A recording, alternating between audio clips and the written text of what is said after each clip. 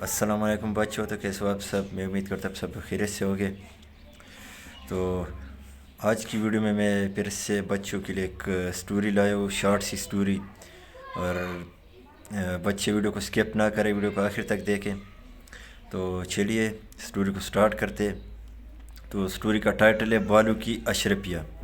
بالو کی اشرفیہ کسی کو اپنے جان بچانے کی فکر تھی، اس لیے اس کو سونے کے سکوں کی اس طرح گرنے کا کوئی افسوس نہیں تھا۔ تو یہ جو اس کا آپ لوگ اس کا پکچر دیکھ سکتے ہیں بچے۔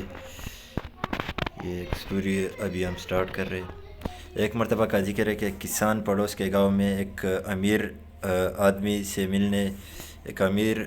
سے ملنے کے بعد جنگل کے راستے اپنے گاؤں کی طرف جا رہا تھا۔ وہ امیر آدمی بڑا سخی تھا اور وہ فقیروں اور نیک لوگوں کی بڑی عزت کیا کرتا تھا اور ان کو اشرفیوں اور قیمتی تحفے تحائف سے نوازتا تھا۔ اس امیر آدمی نے غریب کسان کو بھی ڈھیر ساری سونے کی اشرفیہ تحفے میں دی تھی۔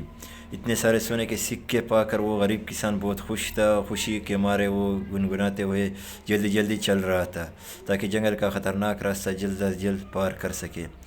اپنی ڈن میں مگن اس کسان کو اچانک اس وقت شدید جھٹکا لگا جب اس نے اپنے سامنے ایک ریچھ کو دیکھا۔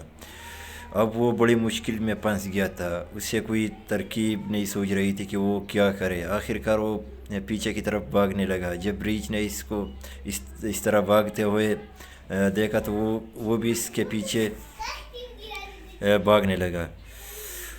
دوڑتے کسان بری طرح تک گیا، اس کے پاؤں کانپنے لگے۔ تھکن کے مارے وہ ایک جگہ کھڑا ہو گیا۔ اسی دوران میں ریچھ بھی اس کے پاس پہنچ گیا۔ اب دونوں آمنے سامنے تھے۔ کسان سوچ میں پڑ گیا کہ اگر اپنی جان بچانی ہے تو اس ریچھ سے لڑنا پڑے گا۔ اب وہ یہ سوچ ہی رہا تھا کہ ریچھ کسان کے اوپر کود گیا۔ کسان بھی اس سے دو لڑنے کے لیے بالکل تیار ہو گیا۔ لڑتے کسان کی ہاتھ میں اچانک ریچھ کی دم آ گئی۔ کسان نے پوری طاقت سے دم کو پکڑ کر گول گھمانا شروع کر دیا۔ کسان اور ریچھ دونوں گھومتے رہے۔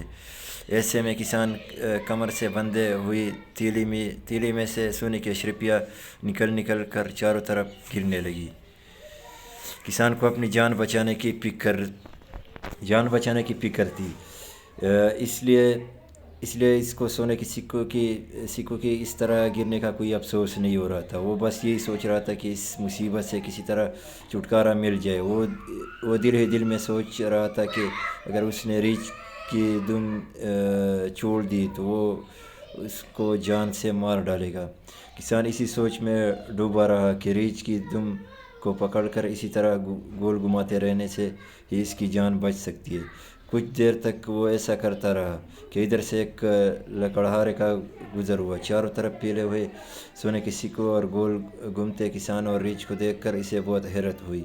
وہ ان دونوں کے قریب آیا اور کھڑے ہو کر انہیں غور سے دیکھنے لگا۔ پھر اس نے کسان سے پوچھا، یہ آپ کیا کر رہے ہیں اور چاروں طرف سونے کے سکے کیوں بکھرے ہوئے ہیں؟ کسان نے لکڑہارے کی آواز سن کر اس کی طرف دیکھا۔ اس کے ذہن میں ایک ترکیب آ گئی۔ اس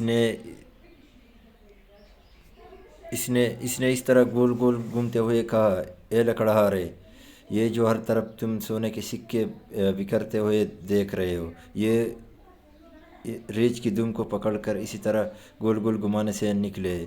لکڑہارے کے دل میں لالچ آ گیا۔ اس نے کہا، مجھے بھی ریچھ کی دم پکڑ کر دیجیے تاکہ میں بھی اسے گھما کر سونے کے سکے حاصل کر سکوں۔ کسان کچھ دیر تو یوں ہی دکھاوے کے لیے سالتا رہا، پھر اس نے لکڑہارے کو ریچھ کی دم پکڑا دی اور سونے کے سکوں کو جلدی جمع کر کے وہاں